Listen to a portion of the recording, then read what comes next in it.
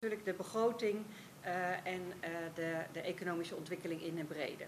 Nou, wat we zien op het eiland is dat het eigenlijk heel erg goed gaat met de economie. Het herstelt zich voorspoedig na corona.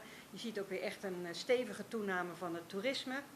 Het ligt alweer op het niveau van voor corona, dus dat is echt wel heel goed nieuws.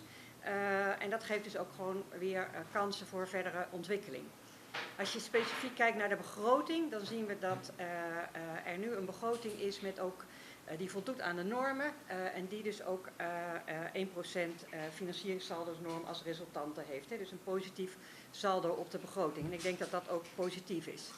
Tegelijkertijd, en dat is denk ik ook belangrijk om te benadrukken, zien wij wel een aantal risico's in die begroting. En die wil ik ook graag benoemen. In de eerste plaats is daar het risico dat er in de begroting van een optimistisch groeiscenario is uitgegaan. Nou is het altijd goed om optimistisch te zijn, maar het moet ook wel haalbaar zijn. En in het verleden werd er vaak vanuit een behoedzaam scenario geredeneerd. Dat is dan weer heel erg voorzichtig, maar er zit ook nog een tussenvariant in dat je een soort basisscenario doorrekent.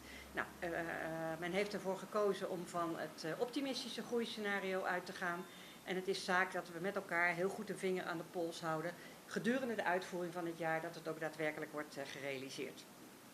Dan zit er in de begroting een aantal incidentele baten opgenomen, zoals bijvoorbeeld de loonkostensubsidie. En dat is natuurlijk iets wat zich in de jaren na 2023 niet meer zal voordoen. Dus het is ook goed om daar wel echt rekenschap van te geven. Dan zien we dat er in de begroting toch een beperkte onderbouwing is van het hele belastingplan. En daar kom ik straks nog even separaat op terug. En als laatste zit er in de begroting natuurlijk een stevig renterisico als gevolg van de herfinancieringsopgave die Aruba heeft, ook de komende jaren. En dan gaat het om zo'n 3,5 miljard gulden. En dat is natuurlijk toch heel fors.